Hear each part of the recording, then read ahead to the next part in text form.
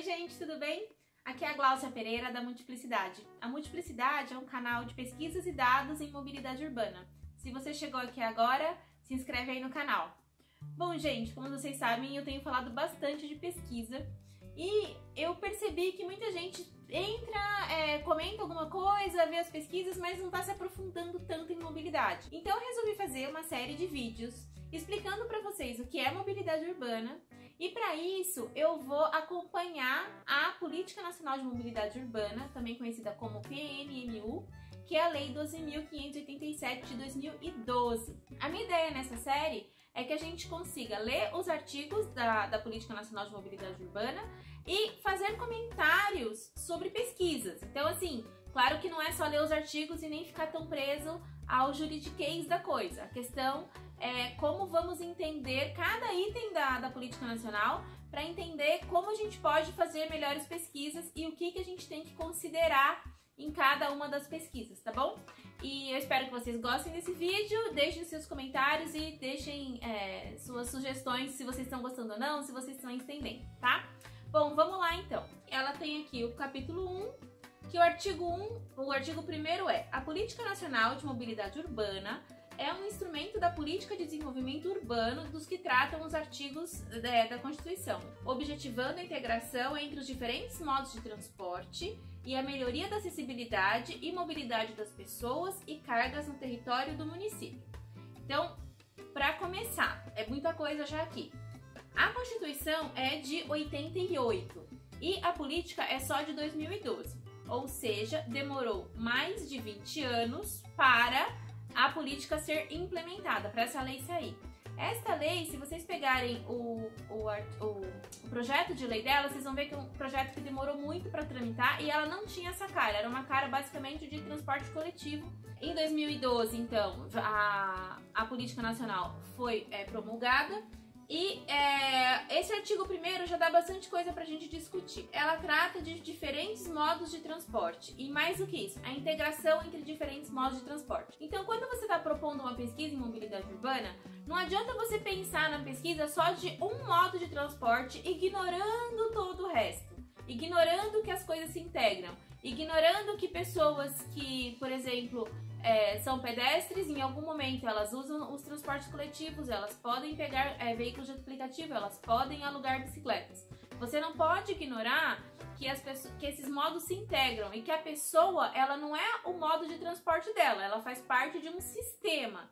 Então, assim, primeira coisa que fica aqui: sempre que você estiver, então, fazendo seus projetos, estudando, tentando entender mobilidade, não adianta ficar só na sua caixinha, eu só estudo isso, eu só sou especialista nisso. Não, tem que ampliar os horizontes e mesmo que o seu recorte seja um modo de transporte, você tem que entender o que está acontecendo nos outros, tá bom? A outra coisa aqui é que tudo isso deve servir para melhoria da acessibilidade e mobilidade, certo? Muita gente, vejo por aí, usando acessibilidade e mobilidade como se fossem sinônimos. Não são.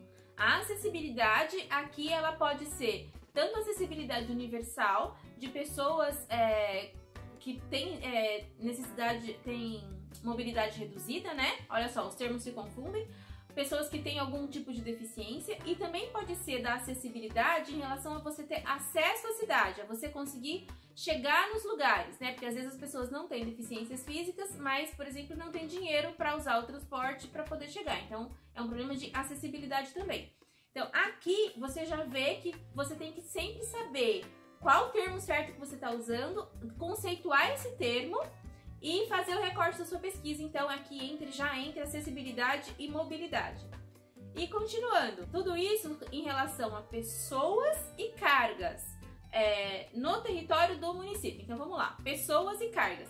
Também ando vendo muita gente aí falando só de pessoas quando trabalha com mobilidade, esquecendo de toda uma questão de cargas dentro das cidades, sendo que as cargas nas cidades são, obviamente, uma demanda das pessoas que querem consumir essas cargas. Então, estudar a política de cargas faz parte de mobilidade urbana. Só para vocês terem uma ideia, aqui em São Paulo, em várias regiões da cidade, uma região bem grande da cidade, as cargas são proibidas de circular no período diurno. Isso é uma política que dá preferência para a circulação de pessoas durante o dia e de cargas no período noturno. Mas isso pode gerar conflitos de que as pessoas gostariam de receber as cargas durante o dia, por exemplo.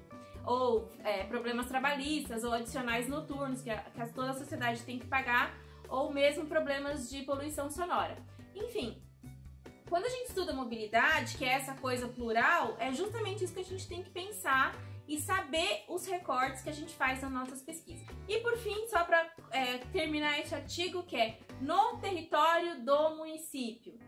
Então, muita gente me pergunta, eu já recebi essa pergunta 3 vezes esse ano. A pessoa estava estudando dados de acidentes de trânsito geral, base DataSUS, e não sabia como fazer estava considerando um problema de mobilidade urbana todos os dados, só que todos os dados do DataSUS de acidentes contemplam também rodovias.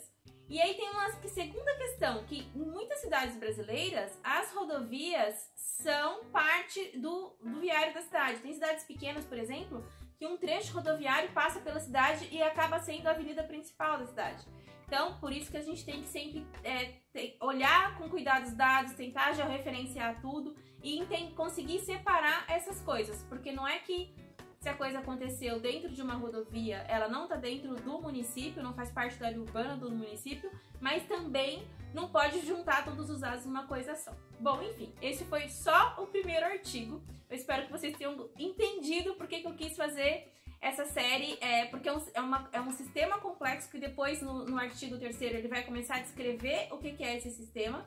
E a gente tem muito o que discutir dessas nuances de como fazer recortes, o que considerar, o que não considerar, o quanto que você pode ser detalhista e o quanto que você pode ser generalista nas suas pesquisas, tá bom? Bom, eu espero que vocês tenham gostado desse vídeo. Obrigada por me acompanhar até aqui. A gente se vê nos próximos vídeos.